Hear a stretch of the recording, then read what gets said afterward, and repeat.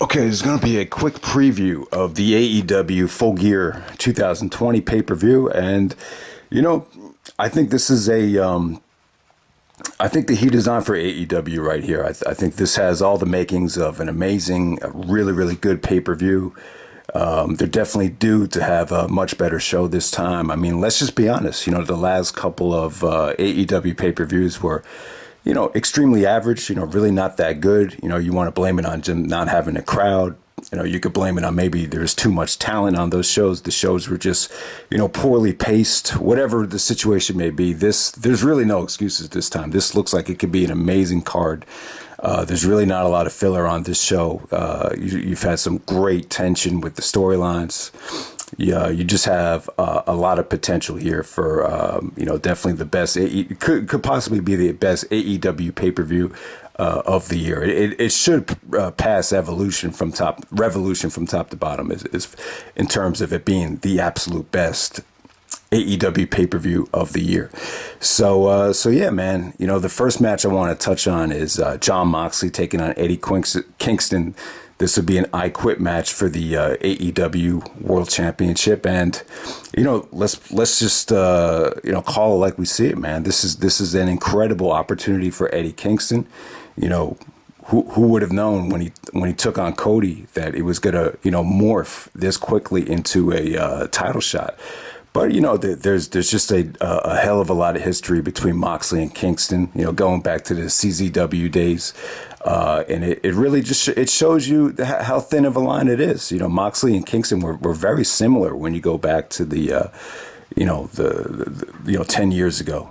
I would definitely say that there's a lot of similarities. That Moxley was able to get to the WWE and have success and able to take care of his family. And you look at Eddie's situation, it was almost like a situation where he was just happy to be there, like just happy to get the title shot. And I'll tell you, man, Eddie has just been great at getting you emotionally invested in these pay-per-views. I mean, this was very similar to what he did for Chikara, which is 9 years ago when he took on Mike Quackenbush at High Noon, which, generated more attention than any Chikara show ever did. And, he's done it again. You've just had some monstrous tension here with Eddie and Moxley. Even Jim Ross and Jericho it seemed like they were almost blown away by how intense that Moxley and Eddie Kingston promo was. Eddie basically saying, "You're going to have to kill me to beat me. This is real." Just the way Eddie delivered it, it was just very believable. Eddie is just an incredibly, emotional guy. But, he could be like great in certain moments. I don't know exactly where it went wrong for Eddie Kingston. He was the champion of Chikara. Everything was fine. Chikara kind of took a break.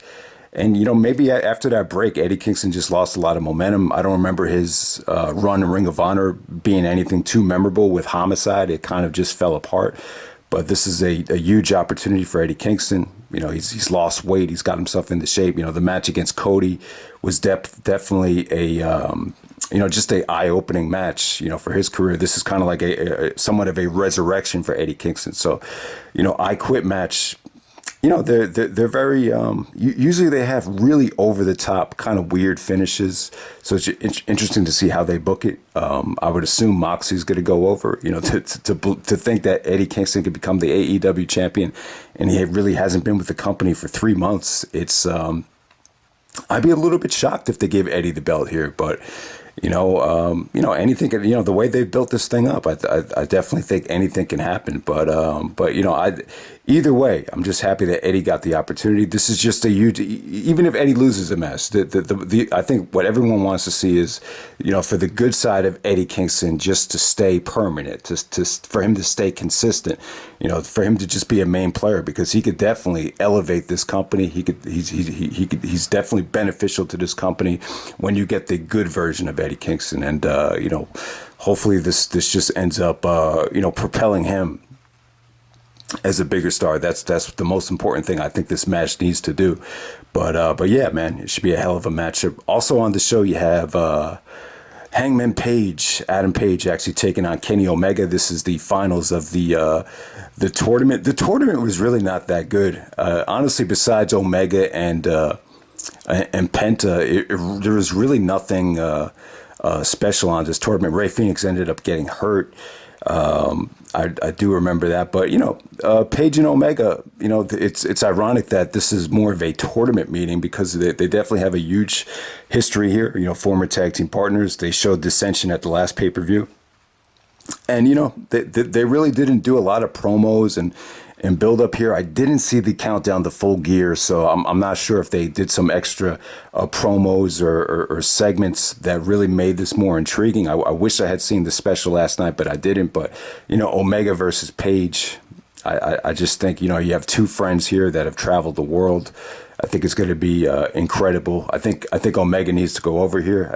Kenny Omega is just the way they've been introducing him. They've been giving him more of an entrance. They've been giving him more, he's had like this over-the-top entrance where they're actually, announcing his accolades about how he broke the star rating system and, all these great things that Omega's done. So it looks like Omega might be a heel coming up. So we'll see a rematch between Moxley and Omega from Full Gear, probably this time without the, the over-the-top stipulation. So, yeah, I don't know. Adam Page, to me, needs to prove that he could have, like, amazing matches without, his friends. That's what I'm looking at with him. But, he's in the ring with his friend this time. So I think this will be an awesome match. I don't think it definitely has the build-up that I think it deserved.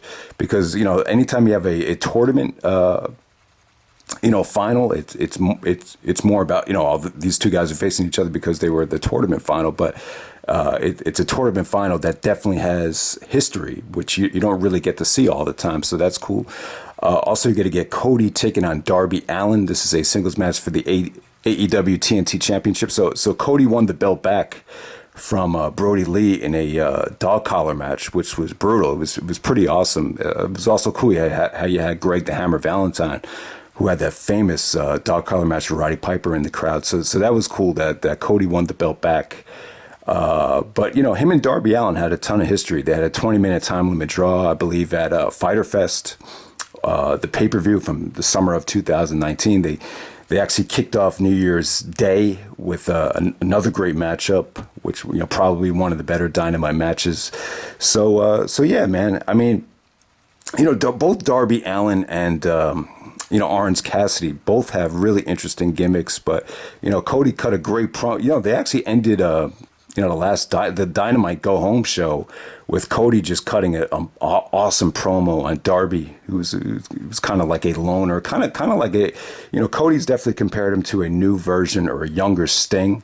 You could definitely see the comparisons, but basically Cody went out of his way to say, if it wasn't for me, you wouldn't have got the shot in AEW. Like, if it wasn't for me, going to bat for you, you wouldn't have gotten this shot. So, yeah, I mean, there's definitely a lot of history there. Cody's rooting for Darby Allin. So, yeah, this could be a huge match for him. I wasn't a big fan of the Orange Cassidy matches that Cody had. I don't know. They were just kind of weird, especially the lumberjack match. It just felt like it was just too all over the place, but hopefully this is just a much better showing. These two guys have proven that they could have some really, really good matches, so that should be great. Also, you're going to get the FTR, Cash Wheeler and Dax Harwood taking on the Young Bucks for the AEW Tag Team Champions. Yes, so the FTR needs a much better showing here, man. The match against Omega and Page was kind of it wasn't as good as I thought it would be, but I think with the Bucks, it might be. I just think it'll be a better matchup right here. I just think the chemistry will be a little bit better, maybe a better mix of styles. You just have such an opposite mix of styles that I don't see how this can't work. Matt Jackson's actually selling an injury. I would definitely say this is a real life, really bad ankle sprain that they've kind of used in the storylines. So Matt, there's probably going to be a lot of selling here. I definitely don't think Matt Jackson is going to miss one of the bigger pay-per-views of the year. I know it's reported that the ankle sprain is really bad. So, but yeah, man, this is just definitely a mix of old school versus new school. You saw FTR, throw some shots at the Bucks about how they really haven't been winning. They've done. There's just so much hype behind them. But bottom line is, the Bucks haven't been as dominant in terms of like championship belts as they've been in PWG. So you have that whole match. You have that whole situation with FTR calling out the Bucks for really not winning a lot of matches. I think that there's even a promo they were doing on commentary where they mentioned, yeah, they're breaking the star rating system. Yeah, they're friends with Meltzer, but what have they really done as far as winning matches? Yeah. I mean, the Bucks have lost. They've put over a lot of young tag teams so far. So if the Young Bucks don't win the championships here, then they're not going to challenge for the AEW championships again. So I'm hoping the Young Bucks win. I'm not a huge fan of the Revival, the FTR. I'm really not. I always felt like once they got to the main roster, they just couldn't really connect with the fans. I mean, you're only going to get about 1,000 people out there, so I don't know how good the match is going to be. But they need to have a much better matchup this time. But they're being managed by Tully Blanchard, who is I've always kind of compared them to the Brainbusters, so I definitely like that about it. So also on this show, you're going to have Matt Hardy versus Sammy Guevara, the Elite Deletion match. Their last match was almost a nightmare. Just everything that could have went wrong in it. So you'll be getting a rematch here. They haven't done a lot of building it up, but there's been they've kind of sprinkled in the build up a little bit on the Dynamite shows. Also, you're going to get Hikaru Shida taking on Nyla Rose with Vicky Guerrero. So I would say because Vicky's involved, there's a chance Nyla Rose might win. But Hikaru Shida is going up against the woman that she won the belt from. So it kind of shows you the lack of depth with the women's division. Dr. Britt Baker is back. So, I definitely think Hikaru Shida and Britt Baker could have, some awesome matches coming up. So I don't really want to see Nyla Rose win the belt back, but because Vicky's involved, give her credit. Vicky is an amazing performer. Her promo the other night on Dynamite was great. You could just tell the experience that she got in the WWE is invaluable because, especially when you look at how she started out. But yeah, man, and also you're going to get Chris Jericho versus MJF singles match. If MJF wins, he's allowed to join the Inner Circle. All right, so definitely the Jericho and MJF feud has been awesome, man. This has been a treat because very rarely do you get like a heel versus heel match, and when you have two heels going at it in a feud, they're able to kind of get away with stuff that you're not able to get away with. Very similar to like Angle and Austin from the summer of 2001. Only this time you had Jericho and MJF going out on a steak dinner, and it kind of morphed into a musical. And I mean, MJF has been kind of corny, calling himself the ratings ruler, and this definitely looks like a Jericho babyface turn. I'm not so sure if that's the way to go, though. Like, I've really gotten excited about Jericho babyface turns, especially in 2004 going into WrestleMania 20. And overall, that babyface turn kind of felt flat. But at this point, Jericho's kind of like where Flair was in 98, where he's just so respected and so over that it's just tough to hate him at this point. It really is. But, I'm not a big fan of this Inner Circle stable. I think it's very thrown together. I'm not a big fan of faction warfare or over-the-top stables. But, part of the theme here is that MJF doesn't have any friends, or, he's not good at working with others, especially after turning on Cody. So that's kind of the thing here. So they've kind of teased Wardlow and as like a Batista of this thing. You saw a lot of Batista-like reactions with MJF bossing Wardlow around. So who knows if Wardlow is going to be part of the Inner Circle stable? In my opinion, I think one person out of the Inner Circle is going to turn. You saw a lot of tension between Sammy and MJF. Santana and Ortiz. The Inner Circle has not helped them very much at all recently. I don't know. I just don't see the Inner Circle mixing well with MJF. I think that'd be an awkward fit. But I don't know. I think maybe Jake Hager might turn heel on Jericho, or turn on Jericho inside with MJF. I think that kind of makes the most sense. You know, I'm not sure if Sammy and MJF would be cohesive enough. So you might have a situation where MJF is the leader of Wardlow and Hager. I think that probably makes the most sense looking back on it. But yeah, man, it's a heel versus heel match. Cody has actually said that MJF is a Chris Jericho wannabe, you know, especially the whole thing with the scarf. And we're finally seeing them go at it, this time in a heel versus heel match. You know, this might be a situation where the feud might, you know, really, really carry on. You know, especially after Jericho turns face, we'll probably get some more of these matches. But I'm not a huge MJF fan. I think he's, you know, I think he's a prick. I think he's valuable in terms of you just don't like him. But, you know, I need to see more in the ring from him. So if you can't show it against Jericho, who can you really show it against? But, yeah, big match between Jericho and MJF. Monstrous ratings in terms of the segments. You see the amount of views that segment got. It's amazing. And also you get on the show, you have Orange Cassidy taking on John Silver. Long John Silver here in the, yeah, I mean, this is just kind of, you know, you just want to put another attractive match on the show. Cassidy kind of got screwed against Cody for the TNT Championship. John Silver from the Dark Order, you know, he looked awesome in that Fatal 4-Way tag match.